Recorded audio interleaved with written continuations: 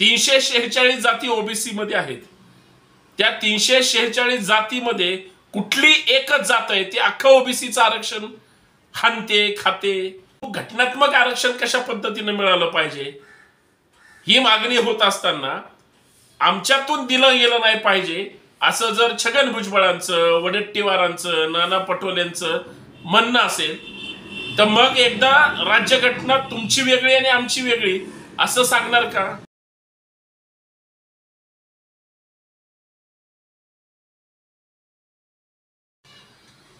महाराष्ट्रामध्ये मनोज जरांगे साहेबांच्या नेतृत्वाखाली आरक्षणाचा आंदोलनाचा लढा सुरू झाला. हा 17 दिवसाचा त्यांच्या उपोषणाचा लढा सुद्धा महाराष्ट्रातील मराठा समाजामध्ये आरक्षणाची चांगली नवी क्रांती निर्माण करू शकतो हे महाराष्ट्राला स्वप्नात सुद्धा वाटलं नव्हतं. परंतु एक प्रामाणिक कार्यकर्ता ज्यावेळेस लढतो त्यावेळेस समाज काय, प्रत्येक माणूसच, मग तो जातीचा असू द्या किंवा नसू द्या, त्या प्रामाणिक माणसाच्या पाठीशी राहतो. आणि ते सगळ्यात महत्त्वाचं काम महाराष्ट्रातल्या माध्यमांनी केलं आणि आरक्षण चळवळीला, आरक्षण मागणाऱ्या वर्गाला एक चांगलं बळ देण्याचं काम केलं. परंतु याच आरक्षण चळवळीचा ज्यावेळेस लढा अति तीव्र होतो त्यावेळेस विरोधातला गट मात्र परत एकदा जागा होतो, कारण त्याला परत नेतृत्व करण्याची संधी मिळते. मनोज जरांगे साहेबांच्या आंदोलनामुळं जे समाजाच्या नावावर दुकानं चालवत होते त्या सगळ्यांची दुकानदारी बंद झाली आणि त्यांना सुद्धा कळेना काय भूमिका घ्यावी. कारण कुठल्याही समूहामध्ये एक जर व्यक्ती स्वतःचं नेतृत्व सिद्ध करत असेल तर त्याला लगेच टंगडे घालून दुसरे खेकड्यासारखं खाली ओढायला माणसं ही लांबची शोधायची गरज नाही. पण एखाद्या विषयाच्या मागणीमध्ये, मग ते राज्य सरकारकडे असेल किंवा केंद्र सरकारकडे असेल, घटनात्मक कायद्याच्या तरतुदीमध्ये बसून ज्यावेळेस मागणी होते तो लढा हा फार ताकदीचा असतो. आणि त्यावेळेस मात्र जसं आज मराठा समाजाला आरक्षणाची मागणी होत असताना ओबीसीचे जे वेगळे वेगळे नेते ते वेगळ्या वेगळ्या पक्षाचं पाणी भरतात, त्यांना सुद्धा स्वतःचं कर्तृत्व सिद्ध करायचंय. ते सिद्ध कशासाठी की मी ओबीसी नेता हे दाखवण्यासाठी. साहेब मी पण ओबीसी आहे, मला आरक्षण मिळतंय. मला जर आरक्षण मिळत असेल तर मला दुसऱ्याला आरक्षण मिळत असेल किंवा असणार आहे किंवा दुसऱ्याला आरक्षण मिळू नये अशी भूमिका का असावी? महाराष्ट्रात हे चित्र सध्या बऱ्यापैकी दिसतंय. अरे जर भारताची राज्यघटना, इथं भारताची उद्देशिका मी माझ्या घरात लावलेली आहे आणि ती प्रत्येकाच्या साठी आहे. या देशातल्या कुठल्याही जातीचा असो किंवा धर्माचा माणूस असो, ती त्याच्यासाठी सर्वोच्च आहे. आणि मग जर आम्ही घटनात्मक तरतुदी मान्य करणार असू तर घटनेनंच आम्हाला हक्क अधिकार दिलेत ना.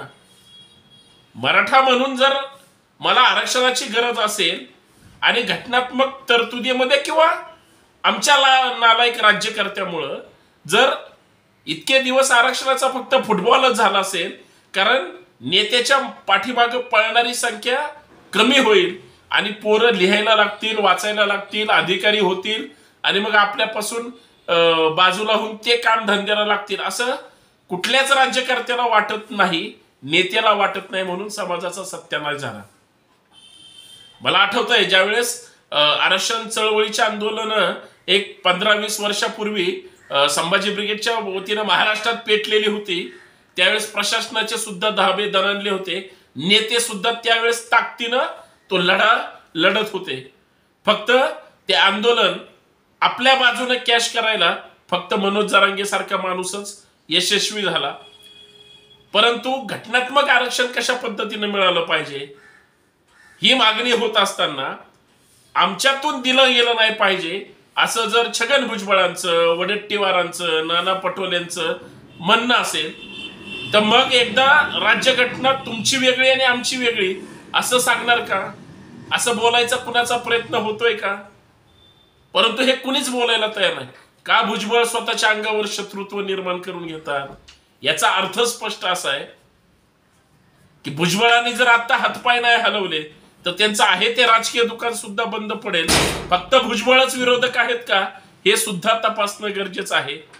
कारण मराठ्यांमध्ये जन्मलेले नारायण राणे सुद्धा आरक्षणाला जर विरोध करत असतील, तर काही सत्ताधाऱ्यांमधली माणसं सुद्धा आरक्षण चळवळीचं नेतृत्व सुद्धा डिस्टर्ब किंवा डायव्हर्ट खळखळ करण्याचं वेगळ्या वेगळ्या माध्यमातून प्रयत्न करत आहे. माझा प्रश्न परत तिथंच आहे, जर जरांगे भुजबळ साहेबांबद्दल बोलत असतील, भुजबळ साहेब जर जरांगेंना त्या ठिकाणी बोलत असतील, तर एकदा ठरवून टाकलं पाहिजे की आपण केंद्राच्या नेत्यांसोबत आता सत्तेमध्ये आहात, केंद्रात आणि राज्यात भुजबळ साहेब तुमची सत्ता आहे, आरक्षण दुसऱ्याला मिळालं पाहिजे का नाही याच्यावर कोण चर्चा करणार आहे की नाही. आरक्षण समर्थक म्हणून आज समाजाची लोकांना गरज असताना का तुम्ही आम्ही इथले सगळीच माणसं शेतकऱ्याच्या पोटी जन्मलेला आहोत, कुणबी आहोत, आणि कुणबी असताना भले त्या त्या जातीच्या वर्गाने काही जणांनी कुणबी लावलं, काही जणांनी लावलं नाही. म्हणजे याचा अर्थ आरक्षण मागणाऱ्या वर्गाला सतत बाजूला सरकवून तुम्हीच फक्त मलिदा ठेवायचा, लाटायचा, खायचा, हे किती दिवस चालणार. 346 जाती ओबीसी मध्ये आहेत. त्या 346 जातीमध्ये कुठली एकच जात आहे ती अख्खा ओबीसीचं आरक्षण हाणते, खाते, याचं सुद्धा खरं तर एकदा विश्लेषण झालं पाहिजे. आणि बघा, लढा हा संघर्षाचा आहे. घटनेने, भारताच्या संविधानानं प्रत्येकाला हक्क अधिकार दिलेत. साधी एखादी गोष्ट जर करायची म्हणले तर त्याच्यात बसतं का, इथून त्या सगळ्या लढ्याची सुरुवात होते. शेवटी प्रशासन तुम्हाला त्या जातीच्या प्रवर्गामध्येच आरक्षण देईल ना. स्वतंत्र आरक्षण हे मिळणार नाही, सरसगट द्यावं लागेल. आणि सरसगट शब्दापासून पळण्यासाठी बराच राजकीय खेळ सुरू आहे, हे मला या माध्यमातून सांगायचं आहे. भुजबळ मोठे नाहीत, ओबीसी मोठा आहे, लक्षात घ्या. फक्त ओबीसींच्या लढ्याला काय करू शकत नाही. आज देशाच्या प्रधानमंत्र्यांनी सांगितलंय की ओबीसींची जातनिहाय जनगणना मी करू शकत नाही, सामाजिक म्हणजे ध्रुवीकरण होईल, जाती जातीत संघर्ष पेटेल, असं प्रधानमंत्री जर म्हणत असतील तर त्यांच्या पक्षातले प्रधानमंत्र्याच्या किंवा महाराष्ट्राच्या उपमुख्यमंत्र्यांच्या पक्षातल्या ओबीसी नेत्यांनी सुद्धा आपला नेता ओबीसी जातनिहाय जनगणनेला जर विरोध करत असेल तर त्याच्यावर काही बोलणार आहेत की नाही. भुजबळ साहेब, माननीय प्रधानमंत्र्यांचं ओबीसी जातनिहाय जनगणनेला जर विरोध असेल तर तुमची भूमिका काय, तुम्ही काय बोलणार आहात की नाही, का सगळं स्वार्थासाठी आणि दुसऱ्यासाठी काही नाही अशी भूमिका काय घ्यायची. कायद्यानेच होणार आहे ना, तर कायद्याने होऊ द्या.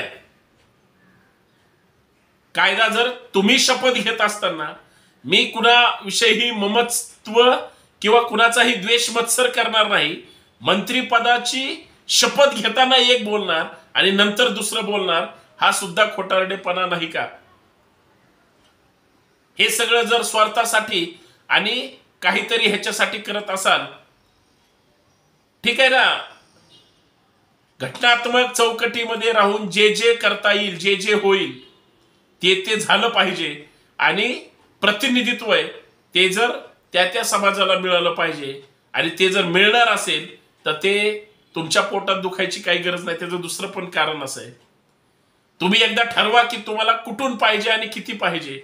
एकदा तुमचं तरी तुम्ही सगळं घेऊन टाका, दुसऱ्यांना देऊ नका. म्हणजे दुसऱ्याला विरोध करायला तुम्हाला त्या ठिकाणी शब्द राहणार नाही किंवा तोड राहणार नाही.